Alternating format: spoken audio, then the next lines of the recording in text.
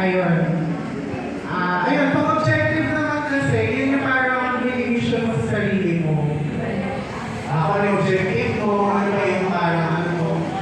Ayan na i-edit ko doon sa, dapat nakaalay ka sa position na maka-applyan mo. So, i-edit ko siya. Tapos, inclusive years, kung paano ako tumagal sa previous company. Enough na yun for resume. Pero kung gagawin nyo pang CV, syempre, lalagyan nyo sa iba ng mga achievements nyo, kung ano yung mga parang pinakamahalagang ginawa nyo sa company before, tsaka mga job duties and responsibilities. Para maging CV siya. Ayun.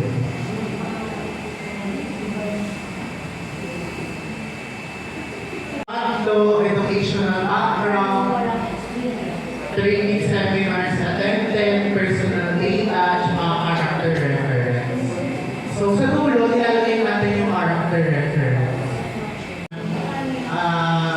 Pero kailangan yung matawag siya over kay chairman, kilala ka talaga. So, in short, yung mga credible persons na pwede natin ilagay. Sa teleperformance, ang i-require nila, mas mataas nila dun sa usually na 1 to 3 lang ang nilalagay na character reference. Sa kanila, pinakalagay nila 5, yun yung character reference. Ang trabaho. Siguro kung kinaalay mo or anyone in the house na nagpapasa talaga ng newspaper, titignan mo lang sa section ng job posting. Pero hindi siya convenient, hindi siya. Sinakontak siya ng peso ng KCCB Employment Service Office. So kung gusto nyo ma-update sa mga recent job fairs, sa mga job fairs natin in the future, pwede i-like ang KCCB Public Employment Service Office siya yung KCCB Public Information Office, PIO, para yun, malalaman nyo yung mga may schedule sa job. Tapos nandun na yung mga job posting ng mga employers. Ayan, nag-react naman ko ang Facebook kasi dyan ako makakuha ng work.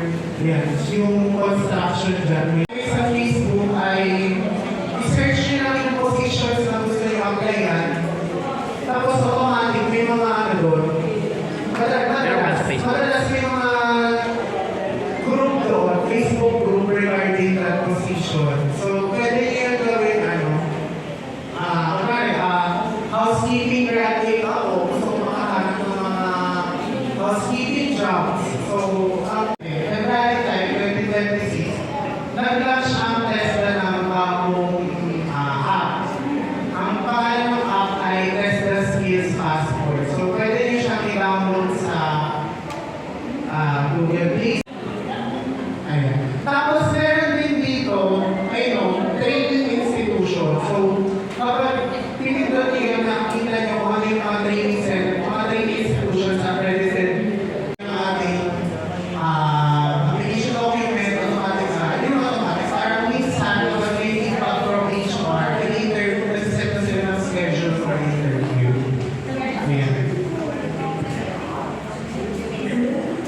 Ano yung mga interview skills na dapat meron tayo? Kailangan research. So before pa tayo pumunta sa scheduled interview natin, alam na natin kung ano yung mga pwede na pinag-applyan natin. So, ang gagawin, pwede nyo naman siya research sa Facebook, sa Google, sa lahat ng mga, sa lahat, pwede nyo siya research sa lahat. Para ano yun, pag tinanong kayo during interview na, why apply to this company? Masasagot nyo siya kasi, ito company nito, known kayo for this, ganyan. Gusto nyo mag-apply dito kasi meron po yung klase ng service na pinaprovide na. So, preparation, kapag may mini documents, a day before, o kaya before ng interview, naka-prepare na siya. Resumes, lahat ng mga requirements na hihingi ng HR para interview, titignan niya, i-prepare niya na. Punctuality. So, punctuality, kapag pupunta ng interview, kailangan hindi tayo malilate. Pero kaya may conducted in phone calls or via video conferencing tools. So, ayun. Alam niyo ba, hindi siya, madalas ginagawa na siya sa group phone, verify lang yung resume ninyo na binasa or any application document. Group interview, isa lang yung interviewer, maraming interviewees. Ito lang i-play. Ano lang ang sinabi na doon? So, paano pa mababawasan ang anxiety natin? Sabi niya, kumuha daw ng isang book papel,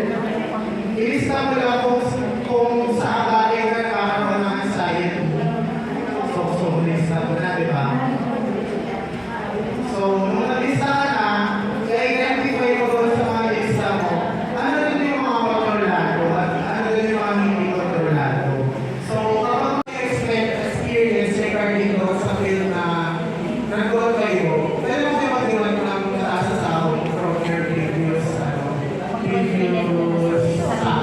So, ayun. Tinatapan na naman talaga minsan yung mga employers sa mga HR kung may budget talaga sila. Pero yun, kung may job post, hindi mo lang yun. Kasi ang pwede mo sa should be hiring, parang mag-stand out na talaga, maging unique para mapili ka. Ngayong buwan, sa mga babae, every Monday saan? Saan? Sa PSA. Ayun. Libre po ang ating birth certificate para sa mga babae celebration. March. Basta within March, ang celebration of women's month. Search nyo lang sa Facebook or PSA. Ang prevailing minimum wage na ay 645. Tapos ang sahod na 610. So ayun. Yung stay na lang din ako para magkaroon mo ng experience. Kasi wala akong experience noon. Requirements. And when disqualify you, never disqualify yourself. Never be the one who says no to yourself. Ayun. Ayun. Ang kailangan natin tandaan na hindi man utang iba tao na supportahan tayo, pero oo natin sa sarili natin na supportahan natin sa sarili natin, magkaroon tayo ng bilin sa sarili natin. Ano lang, always yung mga results. So, show up lang, show up. Whether ready ka or unprepared ka, show up ka lang kasi hindi mo naman talaga malalaman kung ano yung result. So, ayun. Ayun. Thank you and good luck sa tayo graduate. Pero, so, kailangan yung alis. Pero, Teachers evaluation. doon sa teleperformance, kunin ko na lang din yung info ninyo para ipasa ko yung mga siya na lang yung mga. Very good. Sa akin picture. Merienda time. Hindi pala na-videoan yung banana Q, sayang. May mapapasagot na